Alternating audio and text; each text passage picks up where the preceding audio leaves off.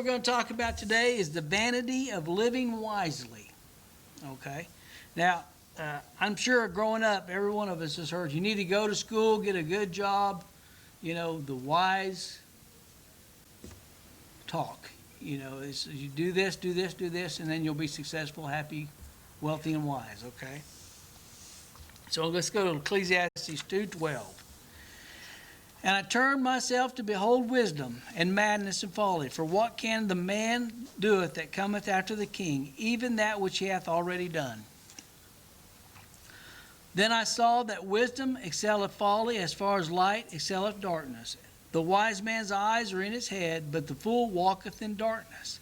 And I myself perceived also that one event happeneth to them all. What's that one event? What happens to every one of us? We die. Then I said in my heart, as it happeneth to the fool, so happeneth even to me. And why was I then more wise? Then I said in my heart, this also is vanity. For there is no remembrance of the wise before them more than the fool, forever, seeing that which now is, in the days to come, shall all be forgotten. And how dieth the wise man as the fool? Therefore I hated life, because the work that was wrought under the sun is grievous unto me, for all is vanity, vexation, and spirit. Wham, wham, wham, wham, wham. So let's go into it. Let's kind of break this down a little bit. Ecclesiastes 2:12. And I turned myself, behold, wisdom and madness and folly. For what can the man do that cometh after the king, even that which had been already done? Okay, so I read that for a couple times, and I'm like, what does that mean? Because it really, if you read it just without really taking a look at it, it doesn't make any sense whatsoever. Because I turned to look at wisdom, madness, and folly, and it has to do with the king. Well, you got to look at it. Who was his daddy? Who was the king before him? David was. So here we have Solomon's view of mankind, a mixture of wisdom, madness, and folly. So he's saying, even if you're wise, you're going to have madness and folly. If you have folly, you're still going to have a little bit of wisdom, and you're going to have madness. Either way you go, there's always just going to be a mixture of it. To prove his point, he need only look back to the life of the father, King David. A man after God's own heart, scriptures say, but who also committed murder and adultery. A man who could rule and join a kingdom under his hand, but could not rule his own children. His correct interpretation of this is that life itself is made up of wisdom, madness, and folly. If David the man after God's own heart could not escape from it, then neither can we. We're all going to have it. We're going just like yesterday, just like when I went to the parts store. That was madness and folly. It just hit me like that. Now, most of the time, I'm pretty laid back, pretty wise about stuff like that. But sometimes, I'm just stupid. But that's okay. Sometimes y'all are too. So it works out. So after he figures out this as we're going to have wisdom, madness, and folly, he says, Ecclesiastes 2:13. Then I saw that wisdom excelleth folly, as far as light excelleth darkness. So if you're going to be one of them, you might as well go for the wisdom. That's right. Go all in. Why? I mean, it's a lot easier and you worry less when you have enough money to take care of yourself. You remember Robinson Crusoe? Y'all ever read that? All right, what was the advice that his dad gave to him? He said, neither be a rich man nor a poor man, because if you're poor, you curse God because of where you're at, and if you're too rich, you forget about God. So be right in the middle, so you're comfortable, but you're always relying on God. That's wisdom. And so that's what he's saying here. If you're going to do it, be wise. Solomon here is as it were, one looking from the outside the thing and observing the whole human life. So what he's done, he's taking himself outside of it and he's observing from the outside of it, looking in, like you do a little bug in a microscope. And he's saying, okay, well, if this is true, then this is what is the best thing to do, is to be wise.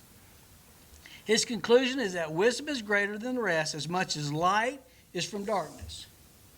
Now, if we turn off that light back there, and then say, okay, everybody plays musical chairs, It's going to be bad, isn't it? Because you can't see in this church. There's no windows.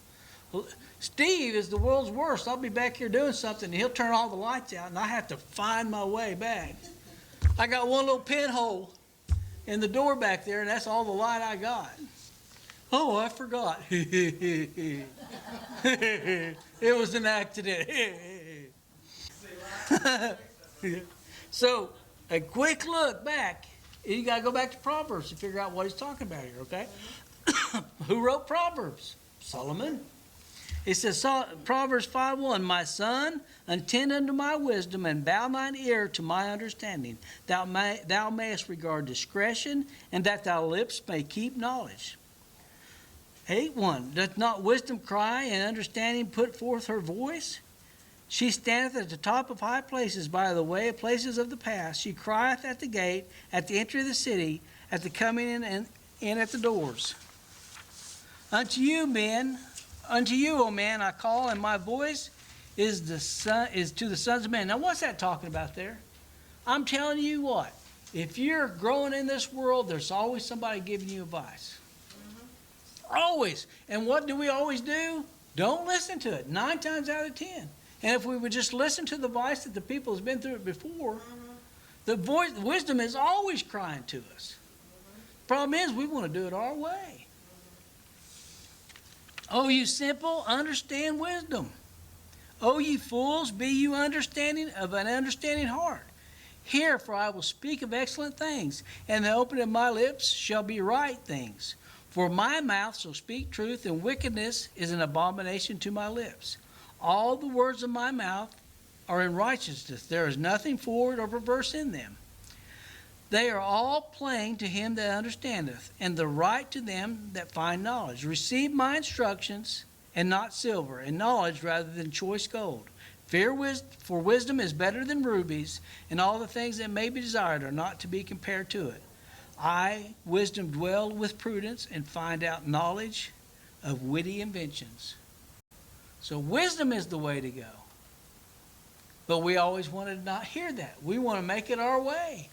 Do our own thing. And then we get older, and what do we do to our kids? Oh, we do the same thing that our parents did to them.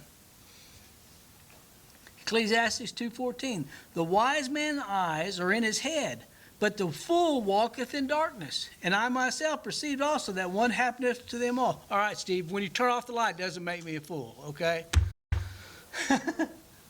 Just means you turn off the light and I can't see.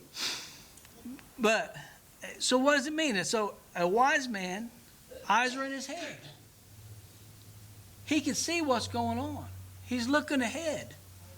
You know, he's those expression, he's 2 steps ahead of you. He's looking at the end game. He's not looking at the next play. So he's wise. But the fool, he might as well just not have his eyes closed because he ain't looking for nothing. He's living, remember I talked about the calendar way? He's living for the now. He's living in confusion is what he's doing. A wise man is always looking away, always searching out the aspects of a thing. Not like the fool who goes in blindly, then wonders how he was trapped. What did Adam say? That woman you gave me wasn't my fault, God. Proverbs 8:34. Blessed is the man that heareth me, watching daily at my gates, waiting at the post of my door. This is wisdom talking. For whoso findeth me findeth life, and shall obtain favor of the Lord. But he that sinneth against me wrongeth his own soul. All they that hate me love death. It's like them old boys I used to grow up with. Hey, watch this. You know? And you end up, you know, they so wanting attention that they don't have any kind of restraint or wisdom about them. Proverbs 10:8. The wise in heart will receive commandments, but a prating fool shall fall. Ecclesiastes 2:15. So we're going by the fool. What happens? Then I said in my heart, as it happened to the fool, so it happeneth even to me. And why was I then more wise? Then I said in my heart, that is also vanity. So what happens? He said, hey, I'm wise. I did the right things. What happens?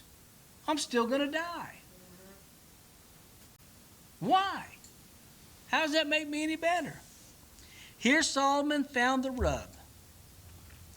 Whether wise or foolish, we all die. Yep. Why? The very exceptions, with very few exceptions and barring the rapture, we all, wise or fool, will breathe our last. Solomon, though the wisest man that ever lived, who played the fool as much as a wise man, did not have the answer to this question. One of the reasons for this is that he, like us, are always able to see the failures and folly in others' lives, but are blind to our own. This is why the Holy Spirit through Paul had to explain it so graphically. Romans 3:9. What then? Are we better than they? No, in no wise, for we have before proved, both Jews and Gentiles, that they are all under sin. As is written, there is none righteous, no, not one. There is none that understandeth. There is none that seeketh after God. Now, if you'd asked Solomon, he thought he was just the most chaste and kept man there was. But we know that wasn't true. He was so wise he had to be righteous.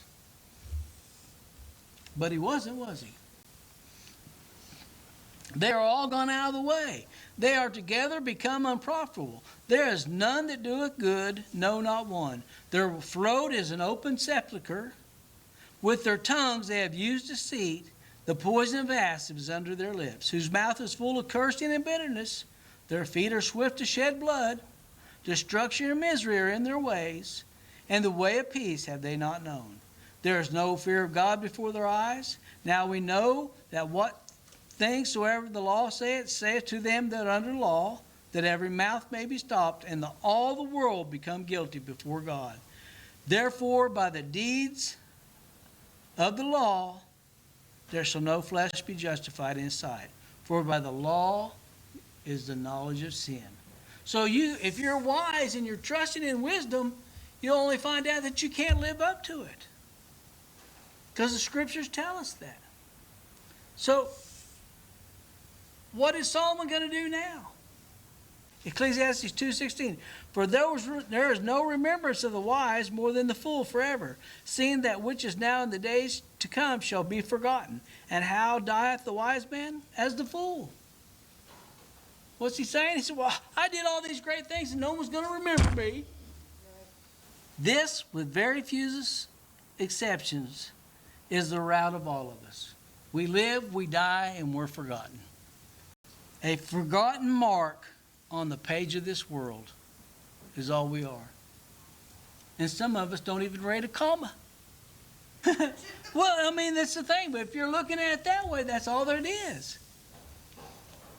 I read of an ancient king who had inscribed on a mountain pass all his great feats, that the world would always remember him. The only problem was, by the time the archaeologists found the inscription, no one had ever heard of his kingdom or him. It had all been scoured clean by the hands of time. A forgotten inscription by a forgotten king of a forgotten kingdom. Like the many buildings that bear names of men who no one has the foggiest idea who they are or what they did, I would almost bet money that not one of us here could name all the presidents. They thought they were the great. How many of you remember? You know? That's what I'm saying. And so this is like that king. Everything's forgotten, by and large. The only reason I guarantee you, more people don't know about Solomon in this world than people that do, because most people don't read the Bible. If they know him because of the King Solomon's mines, you know, but they don't know who he was or where he was or what he did. So what's his answer to this? Therefore, I hated life. I'm not going to be remembered, so I'm just going to hate life, because the work that is wrought under the sun is grievous unto me, for all is vanity and vexation of spirit. Solomon hates life because all he can see is under the sun. All his works are for nothing because he knows they will not last the eons of time. So he just wants to die. What a tip bag. It ain't going to be my way, so I'm just going to take my toys and go home. That's what he's doing right here. This man is solely looking for his own glory. In his own wisdom and doings. You can have earthly wisdom without having godly wisdom. And earthly wisdom, just like earthly folly, only leads to destruction. In his pride, he cannot surrender to the one who is the rewarder of them who diligently seek him. In his pride, he has left the very one that can have his life remembered for eternity to the side. Because he has chosen rather to worship and lift himself up than lift up God. So, as a Christian, as a believer, it is very easy for us to do the same. We think ourselves so important to this time and this task that we forget the one who really is the one that should be lifted up.